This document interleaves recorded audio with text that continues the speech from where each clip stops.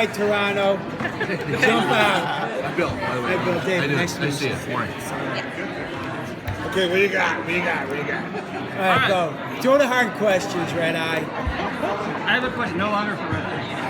Huh? I'm no longer for Red Eye. I'm on my own now. Come on. Oh. Independent. Yeah. Is there a bit of anger there? What? I want to be like Carson and start asking the press They're questions. asking the You questions. tell me. You tell me. So I have a question for Go. you right away. For me? Okay. That is sort of seasons long. Why is Bowdoin always the target of the Chicago fire brass, the fire You department know, I brass? asked a very self-same question. Every time I read the script, I'm like, what'd I do? You became the father. I'm being persecuted by everybody, it would seem. When But your children are bad, they go to the parent. I have a firehouse full of maverick children who are very hard to control, and I guess the reason being because the head of the household is also maverick, so people come after him. Which I don't mind because it leads to great storylines, and I've had a great arc which I've just finished, and we're now into David's arc, which you're going to love because he's brilliant. But yeah, no, I think that they're just trying to do the stories that come up to make it interesting for people, and we can't do the same, just do fires. You have to get into us, and so outside forces creates drama for you. So hopefully you'll enjoy this version of the outside forces attacking us. Me in particular. There's also there's consequences in Chicago because I think Chicago. I've spent 22 years in New York City. There's a New York way, and I've really come to find that there's a Chicago way. And as we know through the history of the aldermen and the 4 of the last governors that have ended up in prison, there's a difference here in Chicago of how to do things. It's gritty. It's your hometown? No. No. I think it all leads. We're going to say what we're going to say. You're going to have to back up your town. Because we ain't from here. Understand what I'm saying? I'm English, by the way. But we the police commissioners, the fire commissioners, they haven't ended up in jail. But there is a Chicago way that things happen when. I don't want to compare Don't us. shy away from the truth. Yeah, well, it's like it was like on the television MASH. I'm not comparing them. There was a way to do it by the book, and then there was a way to do it to get it done, and to get it done the human way, and that goes against the bureaucracy of administrations and book writer or rule book writers, and they do that in Chicago. It's like we're going to get to the bottom of this and we're going to settle it, and the show has on some levels addressed that for better or for worse some of those elements, and I think they always lean towards the better. But there's a dark side to Chicago that I love. There's an underbelly, and it's darker than New York City. And I love New York. My family's all from there, but Chicago is a harder, tougher city than most of the cities that I've had personal experiences in, and I love it about Chicago. Chicago, Nelson Ogren, who's one of my favorite writers, was like, falling in love with Chicago is like loving a beautiful woman with a broken nose. And I'm paraphrasing that quote. If you want to get it right, you have to look it up. But love of Chicago is the loving of a woman with a busted nose. And I love that. My wife's nose is crooked too, so. A little bit more of the dark side that you like, and why do you like it? I mean, the history of Chicago. The history started out as a transit city that nobody in their right mind would have come to. It was at the end of up the Hudson through the canals, through the Great Lakes, here and hooking up to the Mississippi, and you had to be hard and ugly to start out here, and that was where the Chicago started. And it was hookers and criminals and tradespeople, and it was hard. And that element has softened over the years, but I mean that's what happened. I mean, there's been hard elements of Chicago from the beginning, and it's the weather here is brutal. It's different. It's a little bit harder than Toronto. I think you send it down here south, and it gets wetter and colder. You send all the. But you guys are smarter because you built half the city under the city, whereas Chicago doesn't have an underground. Well, you got transit though. You have rails. It's better than Toronto. And a nice waterfront. Whereabouts are you from in the UK? I'm a Londoner. London? Do you have any insight into how a fire captain operates in London? Like, is it that different? I keep, when I go home, there's my local fire station in Harlesden I drive past, and I keep thinking to myself, should I just walk in there? And I never do. So I don't actually know how they operate, but I was in Trinidad and feeling rather happy and did walk in. And when I walked in just to ask a few questions, thinking then they wouldn't have seen the show, and they all went, "Chief is in the house!" And I went, "Oh God." So I got completely shown around everything, and what I realized is it's pretty much the same type of people that do that type of job all over the world. So I'm imagining, although I didn't do it in London, because I saw what happened in Trinidad, I saw the equipment, I met the people, I saw the pride, I felt them wanting to help people, especially,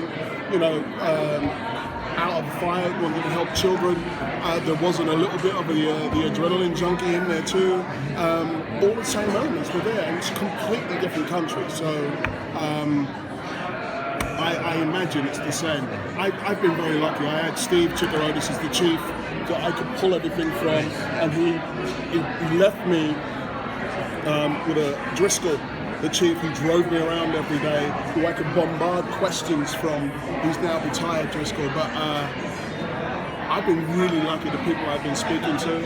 And what happens to us when new fire people come along is they go, that bit, or when you did that, that was really reflective of a story that kind of happened to me.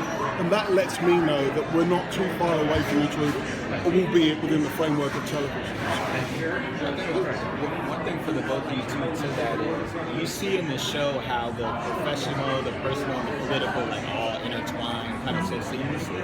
How important is that to the narrative, shaping the narrative of a city like Chicago and how people look at it, but also how people look at law enforcement or the fire department or the justice system today? How important is showing? I think it's really important because Chicago is a character in every single one of these shows. You won't see it so much in Med because they're inside a lot. But Chicago, one of the things that you're always going to see, whether it's PD, fire, or whatever, or Med, and they will do this, is you're going to see the Sears building, you're going to see the roads, you're going to see the traffic, you're going to hear the politics, Chicago is a big part of it. And those politics, those people, whether they be hard or soft, Chicago is the star of all three of us. And that's why the biggest letters are Chicago. So is it important? Really, really important. And there's so many stories that you can pull. Truth of the matter is we've just begun. So 4 years in, we've just begun. That sounds weird.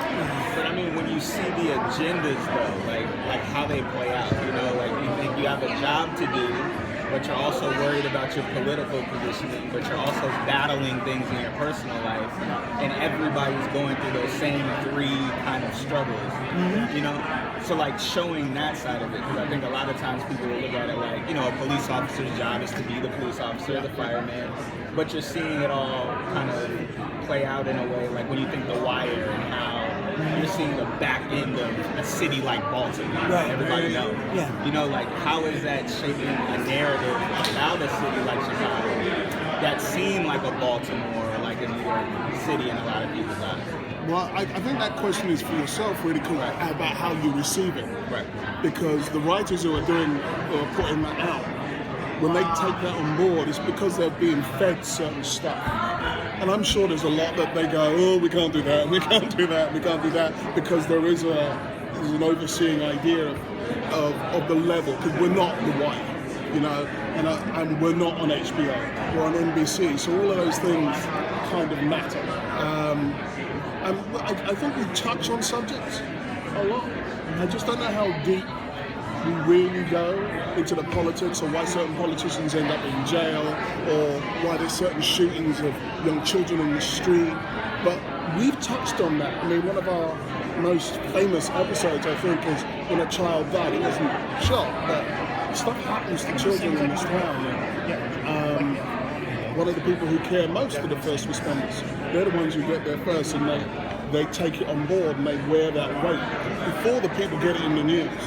So I think when you get a chance to ask the writers, ask them, but it's more a question for yourself of when you watch the show, how much of it do you see and how much of it can you relate to? So going off the politics tip, we've got some situations with Riddle and Patterson who is getting increasingly more annoying.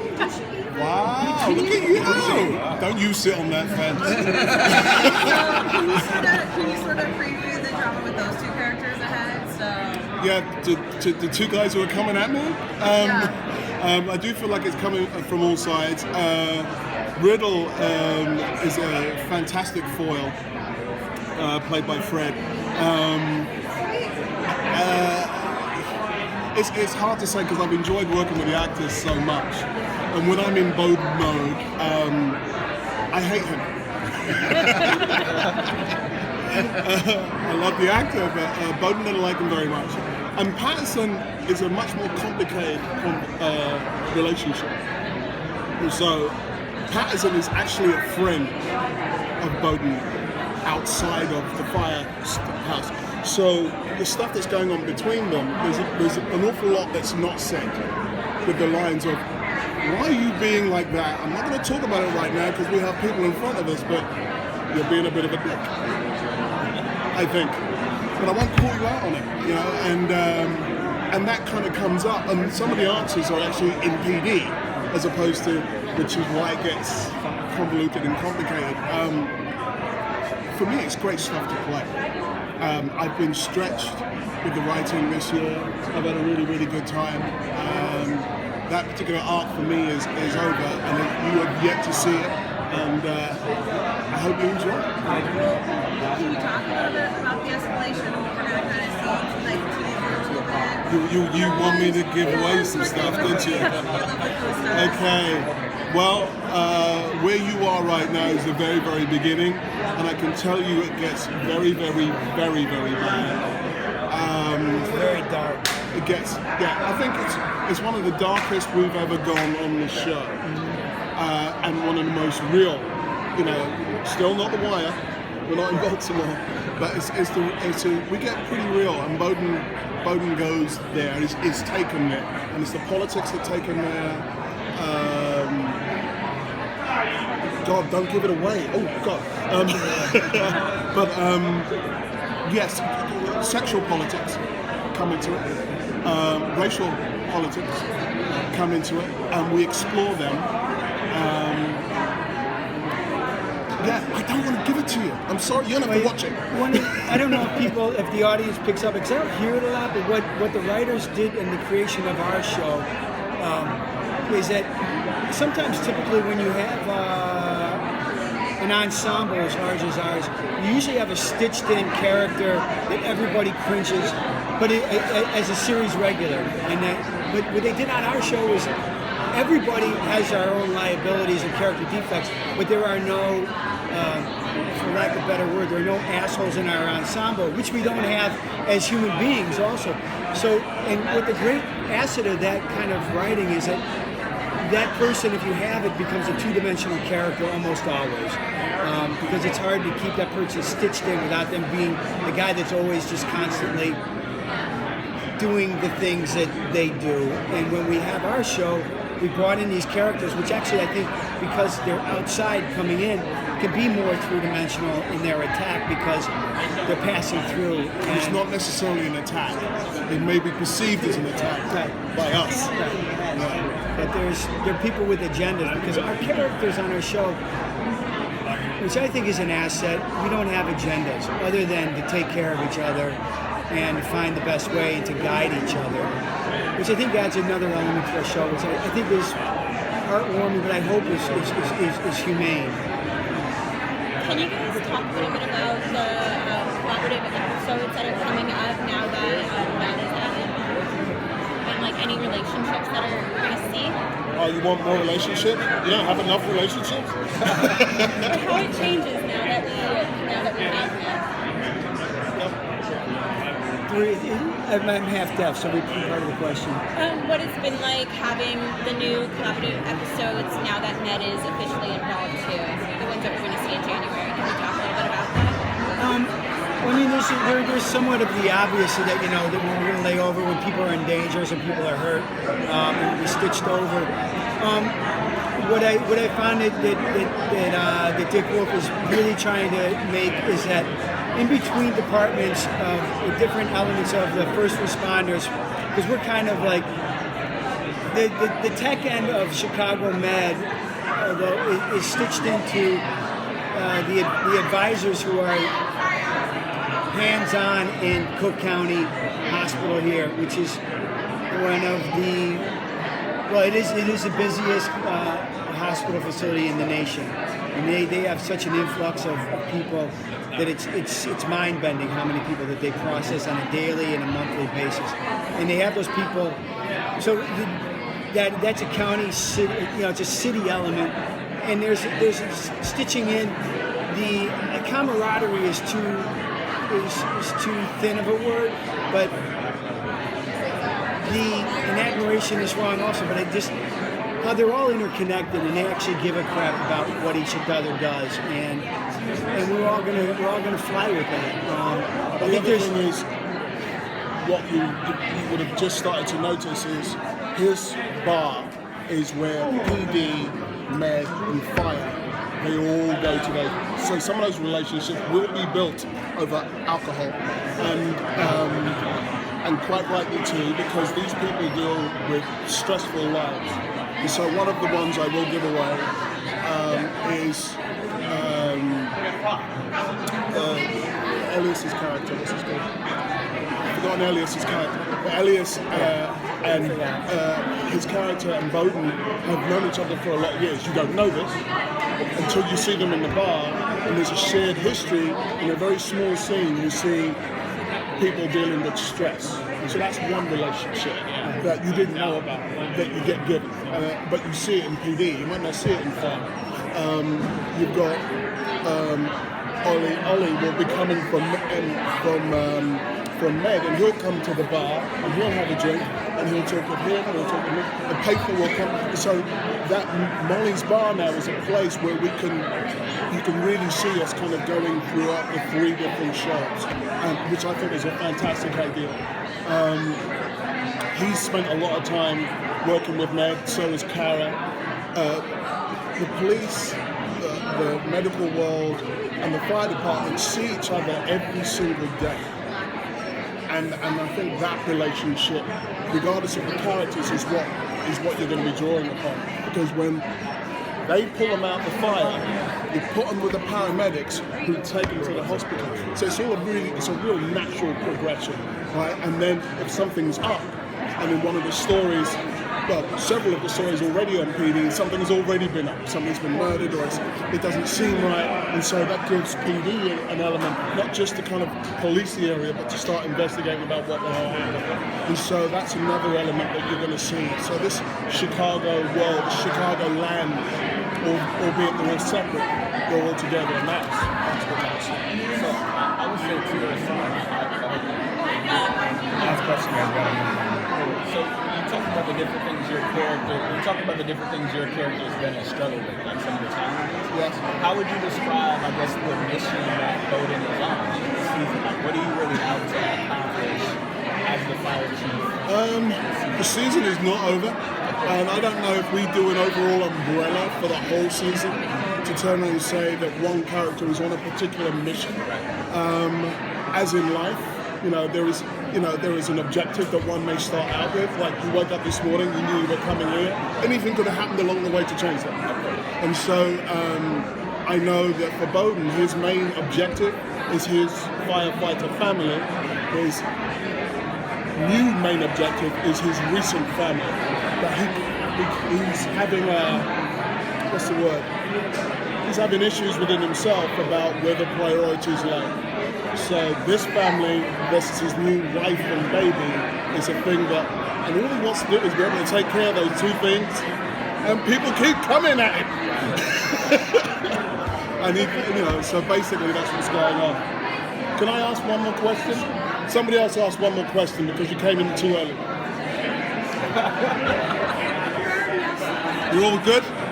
Everybody's good? I was going to ask, do you guys have your own specific watering hole as a cast that you guys go to? Everybody has their own specific, and some people, that's their home. Some people just drink at home. But do you as a cast ever go out together? We go out together all the time. The camaraderie in the show is the thing that drives us as actors. It's the thing that makes us love being together. And so if we go too long without doing that, he's brilliant at it. He'll go, it's been too long, everybody come to my house. And he and his wife and his children will feed and take care of the whole entire cast. Or we could end up going to one of the many restaurants in Chicago. So, they know who they are. I'm not going to say it publicly because I don't want lots of people to turn up. So, but yes, we go out into Chicago as a group, as a big group,